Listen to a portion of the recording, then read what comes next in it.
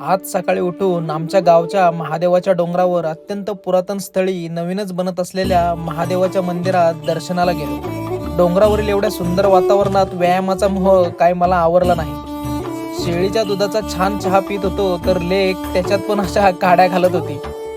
या आमच्या गावच्या घरी एवढी वर्ष कुणीच राहत नसल्याने त्याची अवस्था अशी झाली होती. परंतु आता येणाऱ्या वर्षभरात घराचा कायापालटच होणार आहे. आणि समोर मंदिर, शेतातच घर असल्याने घराच्या टेरेसवरून आजूबाजूचा परिसर असा निसर्गरम्य दिसतो.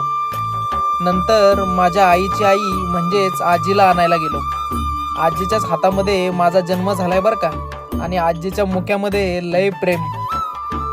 आता वयोमानानुसार तिचे गुडघे आणि पाय दुखत असतात, तरी ती चालण्याच्या बाबतीत आपल्यासारख्या तरुणांना पण मागे टाकेल बरं का.